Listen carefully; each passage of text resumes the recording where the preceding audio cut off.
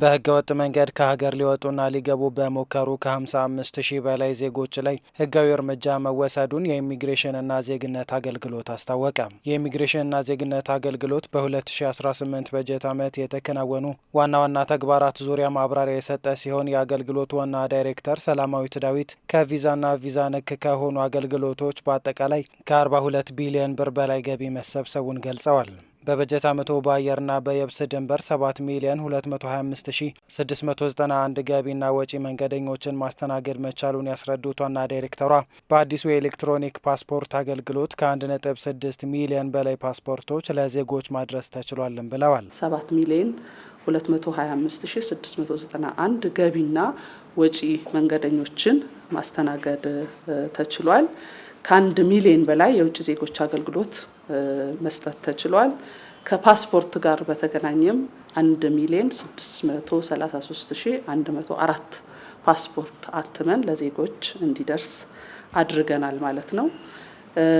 ከአገልግሎት ተደራሽነት አኳያም እንደዚሁ ከዚህ ቀደም 12 የነበረውን በአገሪቱ ውስጥ የነበሩ ብራንቾችን ወደ 23 ቅርንጫፋቸውን በማሳደግ አገልግሎት መስጠት ተጀምሯል። ከፓስፖርት አገልግሎት ጋር በተያያዘ ከ4800 በላይ ተገልጋዮች በተጭበረበረ ሰነድ የፓስፖርት አገልግሎት ለማግኘት ሲሉ በቁጥጥር ስር መዋላቸውን ዋና ዳይሬክተሩ አብራርተዋል። በመሆኑም መሰል ችግሮች እየተበራከቱ መምጣታቸውን በመግለጽ ዜጎች ከሚመለከታቸው አካላት ብቻ መረጃዎችን በማጣራት አስፈላጊውን ሁሉ አሟልተው መገኘት እንደሚጠበቅባቸው አሳስበዋል። 433 የውጭ ዜጎችና 4450 ኢትዮጵያውያን በድምሩ 4883 ግለሰቦች በህገወጥ መንገድ አገልግሎት ለማግኘት በተጭበረበረ ሰነድ ማለት ነው ይዘው ሲንቀሳቀሱ ተይዘው አስፈላጊው የህግ እርምጃ የተወሰደ መሆኑን እንግዲህ የተጭበረበሩ ሰነዶችን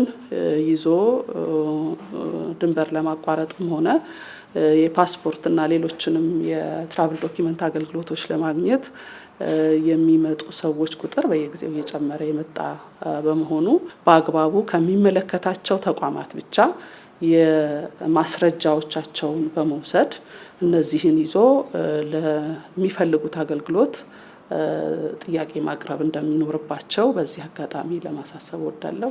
ከ55,000 በላይ ዜጎች ከሀገር ሊወጡና ሊገቡ የሞከሩ ግለሰቦች በህግ ቁጥጥር ስር መዋላቸውንም ጨምረው ገልጸዋል። ከህገወጥ እንቅስቃሴ መቆጣጠርን በተመለከተ በበጀት ዓመቱ በተደረገው የድንበር ቁጥጥር ስራ 25,407 የውጭ ዜጎችና 29,606 የኢትዮጵያውያን በድምሩ 55,013 በህገወጥ መንገድ ሊወጡና ሊገቡ ሲሉ ተይዘው ህጋዊ እርምጃ ተወስዶባቸዋል ማለት ነው። 45,934 የውጭ ዜጎች ደግሞ እንደዚሁ ፕሮፐር የሆነ ምዝገባ እንዲመዘገቡ ተደርጎ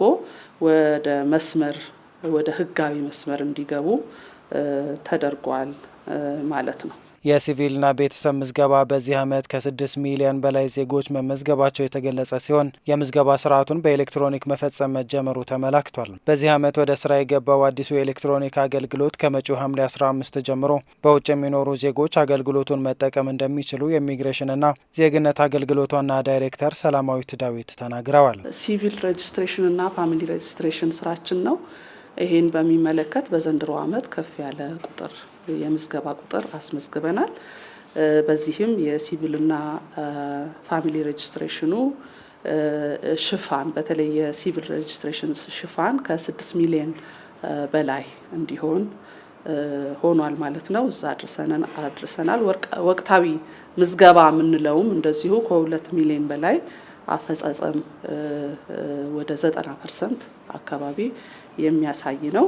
ይሄ በተለይ ወቅታዊ ምዝገባ የምንለው ከዚህ ቀደም በወቅቱ ኩነቶችን መመዝገብ ችግር የሆነበት ጊዜ እንደነበር እናስታውሳለን። አሁን ላይ በወቅቱ የሚመዘገበው የሰው ቁጥር በከፍተኛ ደረጃ እየጨመረ መጥቷል ማለት ነው።